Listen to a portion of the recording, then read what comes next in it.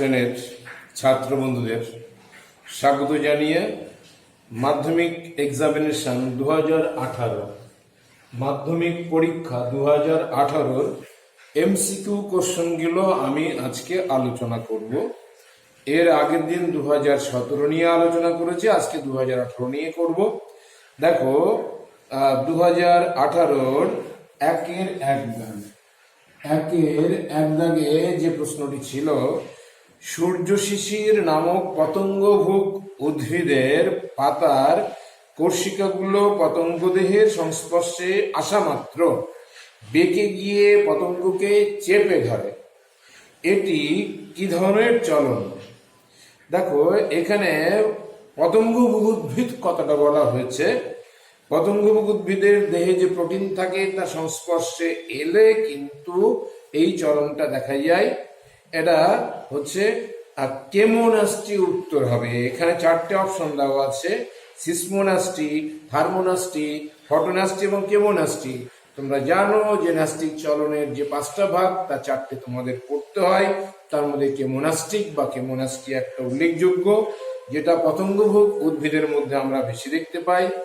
Next একের দুই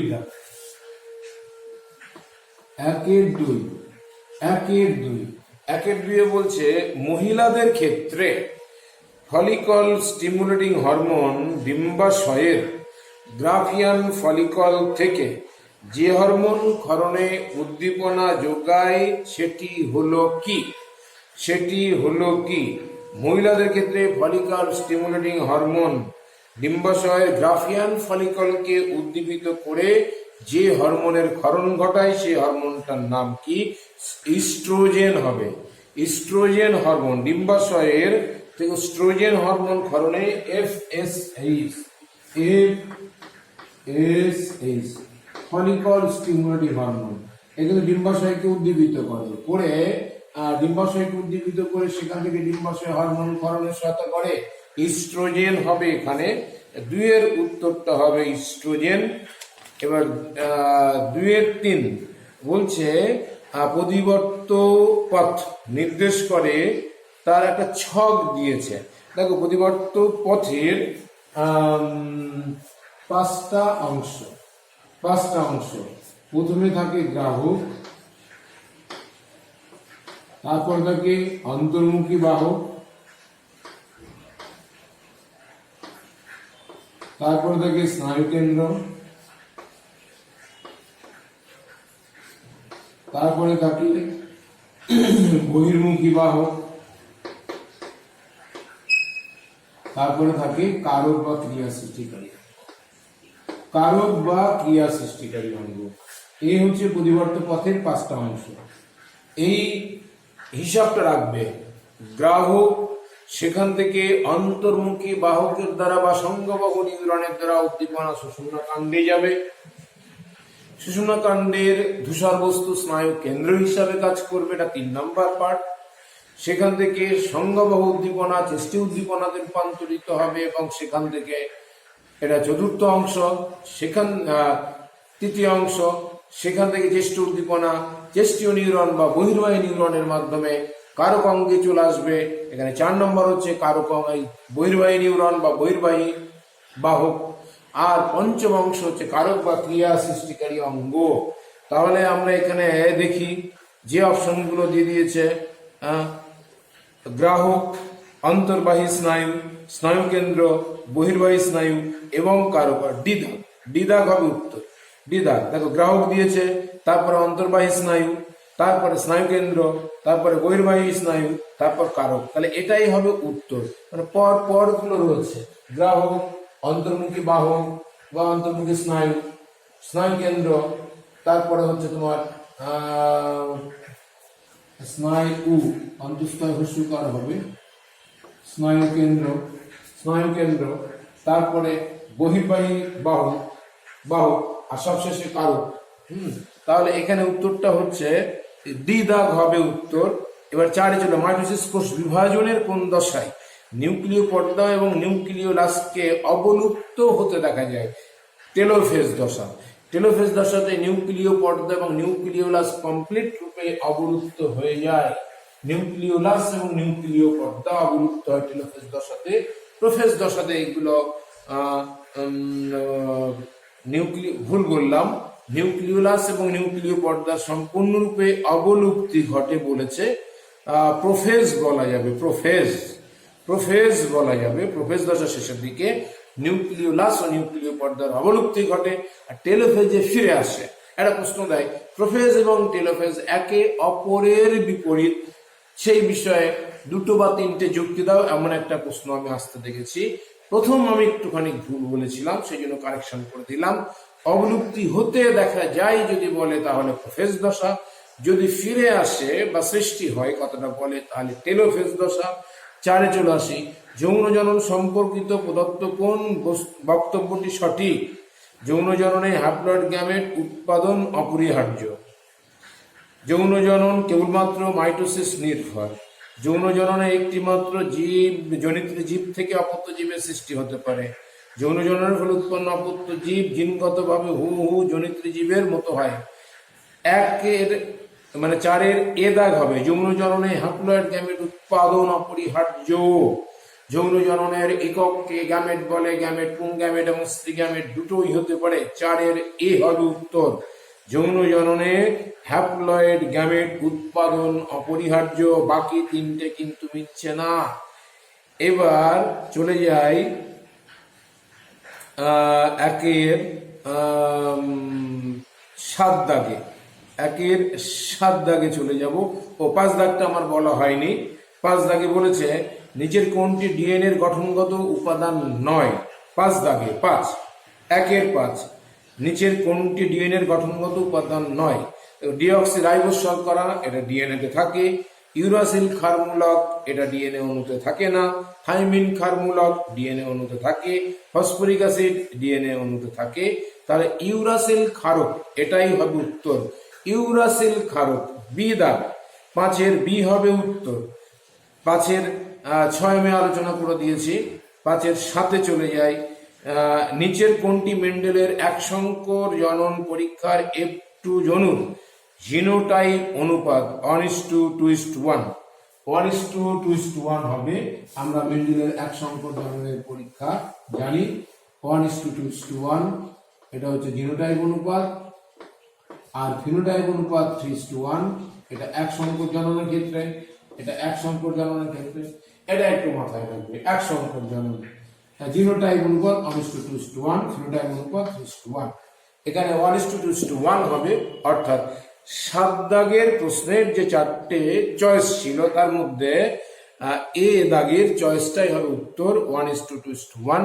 next 8 দাগ, মানুষের অটোজমে থাকা জিন দ্বারা নিচের কোনটি নিয়ন্ত্রিত হয় না? অটোজম ঘটিত, অটোজম জিন দ্বারা নিয়ন্ত্রিত হয় না। রোলার জীব অটোজম দিয়ে হয়। থ্যালাসেমিয়া অটোজম দিয়ে হয়। কানের সংযুক্ত লতি অটোজম দিয়ে হয়ে থাকে। হিমোফিলিয়া, হিমোফিলিয়া কিন্তু লিঙ্গ সংযোজিত ক্রোমোজোমে অবস্থিত প্রচ্ছন্ন জিনের প্রভাবে হয়ে থাকে। তাহলে উত্তরটা হবে হিমোফিলিয়া। তোমরা জানো হিমোফিলিয়া এবং বর্ণান্ধতা এই দুটো রোগকে আমাদের সিলেবাসের মধ্যে রাখা হয়েছে। এদের ক্ষেত্রে যে জিন থাকে তাকে সেক্স লিঙ্ক জিন বলা হয় বা লিঙ্গ সংযোজিত জিন, এবং এই যে লিঙ্গ সংযোজিত জিনের মাধ্যমে পিতৃমাতৃ বৈশিষ্ট্যগুলো তারা প্রত্যেক দেহে সঞ্চারিত হয়। এটাকে বলা লিঙ্গ সংযোজিত উত্তরাধিকার, অর্থাৎ সেক্স লিঙ্ক ইনহেরিটেন্স। এটা একটু মাথায় রাখবে। উত্তর হবে বিধান হিমোফিলিয়া। যে রোগে আক্রান্ত ব্যক্তির কোনো জায়গা কেটে গেলে সেই জায়গা রক্ত জমাট বাঁধতে চায় না, অনেক সময় লাগে। তোমরা জানো এখানে দুটো ফ্যাক্টর কাজ করে। 8 নম্বর ফ্যাক্টর রক্তরঞ্জনে, 9 নম্বর ফ্যাক্টর। হিমোফিলিয়ার মেনলি দুটো ভাগ আছে, haemophilia A, haemophilia B. Haemophilia A মানে রয়্যাল হিমোফিলিয়া, হিমোফিলিয়া বি মানে হচ্ছে ক্রিস্টমাস হিমোফিলিয়া। এছাড়াও সি বলে একটা হিমোফিলিয়া আছে, সেটা আমাদের 9-10-এ পড়ানো হয় না। নেক্সট 9 দাগের প্রশ্ন, অসম্পূর্ণ প্রকটতার ক্ষেত্রে সংকরায়ন পরীক্ষায়, এক সংকরায়ন পরীক্ষায় F2 জনুতে ফিনোটাইপ অনুপাত কত হবে? দেখো অসম্পূর্ণ প্রকটতার ক্ষেত্রে এক সংকর জননের জিনোটাইপ এবং ফিনোটাইপ অনুপাত F2 তে কিন্তু সেম হবে। হ্যাঁ, F2 অংশে জিনোটাইপ এবং ফিনোটাইপ অনুপাত হবে 1:2:1। জিনোটাইপও যা হবে ফিনোটাইপও তাই হবে, একটু মাথায় রাখবে। অসম্পূর্ণ প্রকটতা মেন্ডেলের মানে ব্যতিক্রমী ঘটনা। এটা মেন্ডেলের যে সূত্র সেটাকে ফলো করে না। মেন্ডেলের যে এক সংকর জননের জিনোটাইপ এবং ফিনোটাইপ অনুপাত সেটা এখানে ফলো করে না। এখানে জিনোটাইপ অনুপাত 1:2:1, ফিনোটাইপ অনুপাত 1:2:1। তাহলে এখানে উত্তরটি হবে অসম্পূর্ণ নদাগের উত্তর হবে 1:2:2। ডি দাগের উত্তর হবে ডি হবে এর উত্তর 1:2:1। 10 দাগে একটা প্রশ্ন দিয়েছে, 10 প্রদত্ত কোনটি একই খাদ্যের জন্য অন্তঃপ্রজাতির সংগ্রাম। মানে একই প্রজাতির মধ্যে সংগ্রাম হবে, অন্তঃপ্রজাতির সংগ্রাম। পুকুরে মাছের মধ্যে খাদ্য নেওয়ার জন্য সংগ্রাম, এইটাই কিন্তু উত্তর হবে। পুকুরে যে মাছগুলো রয়েছে, তেলাপিয়া মাছ অসংখ্য রয়েছে ধরা যাক, তাদের মধ্যে খাদ্য সংগ্রহের জন্য সংগ্রাম, অন্তঃপ্রজাতির সংগ্রাম। শকুন এবং হাইনার মধ্যে হবে না, ঈগল এবং চিলের মধ্যে হবে না, আবার বক এবং মাছরাঙার মধ্যে সংগ্রাম, এটা হচ্ছে না। এরা আন্তঃপ্রজাতির সংগ্রাম। যখন বলা হচ্ছে সম প্রজাতির জীবের মধ্যে সংগ্রাম, তাহলে পুকুরে রুই মাছদের মধ্যে সংগ্রাম, এটাই হবে উত্তর।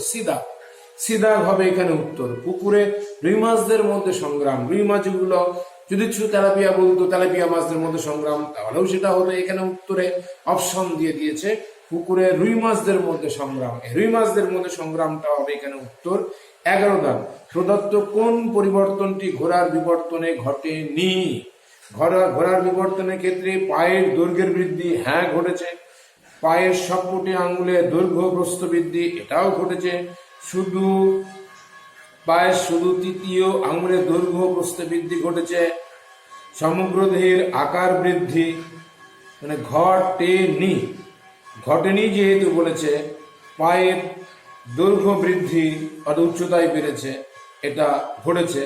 পায়ের সবকটি আঙ্গুলের দৈর্ঘ্য প্রস্থ বৃদ্ধি, না এটা হয়নি। বিদাগ হবে।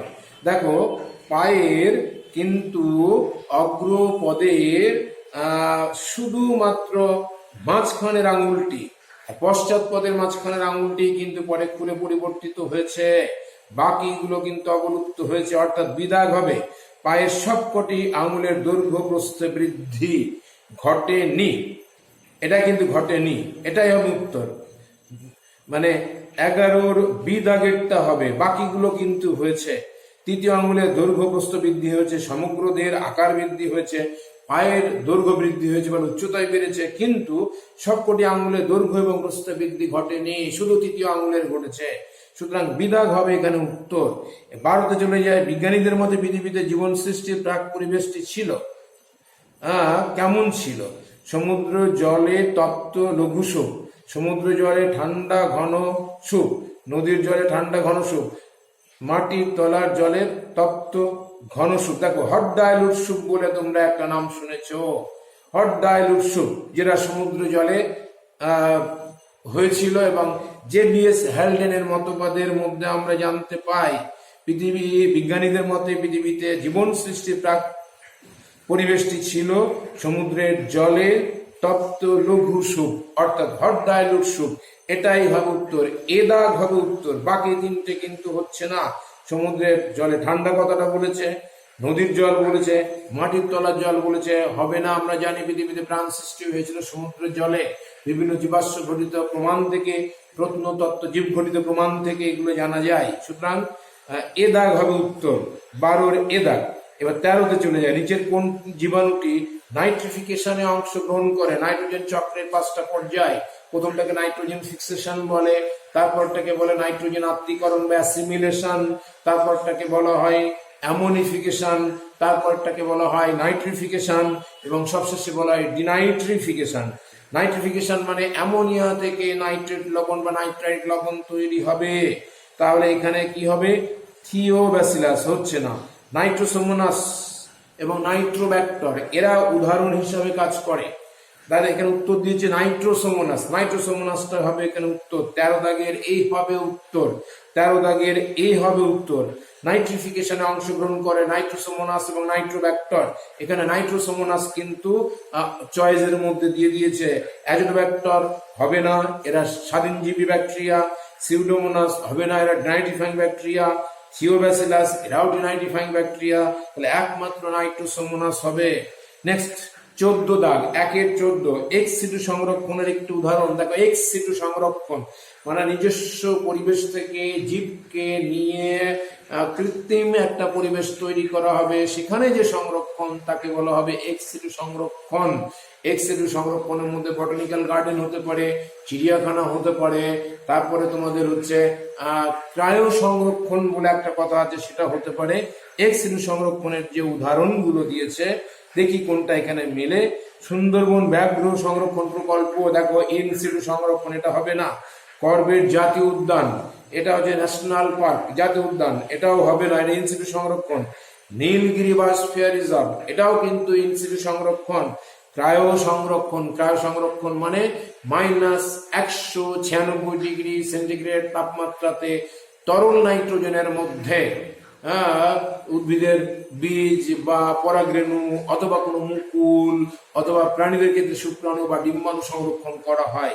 ক্রায়ো সংরক্ষণ এখানে উত্তর হবে, অর্থাৎ ডি দাগ। 1-14 উত্তর হবে ডি দাগের ক্রায়ো সংরক্ষণ, এবং আগেই বলেছি পূর্ণ বাক্যে লিখবে। এবার 15 দাগ, 1-15 জল দূষণের ফলে প্রদত্ত যেটি ঘটে তা হলো, অর্থাৎ জল দূষণের ফলে যে ঘটনাগুলো ঘটে তার মধ্যে নিচেই 4টে দিয়েছে, কোনটা হবে সেটা তোমাদের লিখতে হবে। বিশ্ব উষ্ণায়ন দেখো, এটা বায়ু দূষণের ফলে হয়ে থাকে। ইউট্রোফিকেশন জল দূষণের ফলে হয়ে থাকে। বধিরতা সর্প দূষণের ফলে হয়ে থাকে। ব্রঙ্কাইটিস বায়ু দূষণের ফলে হয়ে থাকে। ইউট্রোফিকেশন উত্তর হবে। ইউট্রোফিকেশন ফসফেট জাতীয় যৌগ যদি বেশি পরিমাণে জলে গিয়ে বেশে, তাহলে প্রচুর পরিমাণে জলের মধ্যে শ্যাওলা প্রচুর পরিমাণে তৈরি হয়ে যায়, এটাকে অ্যালগাল ব্লুম বলা হয়। ফলে জলের মধ্যে অক্সিজেনের ঘাটতি দেখা দেয়, এটাকে বায়োলজিক্যাল অক্সিজেন ডিমান্ড বলা হয়। এখানে ইউট্রোফিকেশন হবে উত্তর। তাহলে 1 থেকে 15টা কোশ্চেন 2018 মাধ্যমিকে, সেই 15টি কোশ্চেন কিন্তু আমি আলোচনা করে দিলাম। তোমরা কোশ্চেন দেখে আমার অ্যান্সারটা একটু মিলিয়ে নেবে, ভালো করে শুনবে, এবং এই সঙ্গে যে সমস্ত কথাগুলো আমি তোমাদেরকে বলেছি সেগুলো মনে রাখার চেষ্টা করবে। তাহলে 2017 এর আগের দিন করিয়েছি, আজকে একটা ক্লাস করানো হলো, এখানে 2018টা করানো হলো। নেক্সট দিনে আমি 2019 করাবো। 17, 18, 19, 20টা তোমরা একটু দেখে নেবে। 20টা এবার এসছে, 20তে যে প্রশ্নগুলো এসছে নর্মালি সেগুলো খুব একটা 2021-এ রিপিট হবে না।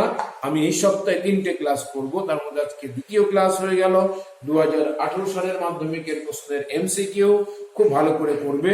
ইউটিউব ভিডিওতে আমি ডিসকাস করে দিয়েছি, তোমরা কোশ্চেনটা দেখে নেবে, অনেক কোশ্চেন ব্যাংকের মধ্যে থাকবে। তাহলে আজকে এখানে শেষ করব। সকলকে অনেক অনেক ধন্যবাদ জানাচ্ছি, এবং সাবধানে থাকবে, ভালো থাকবে, সুস্থ থাকবে।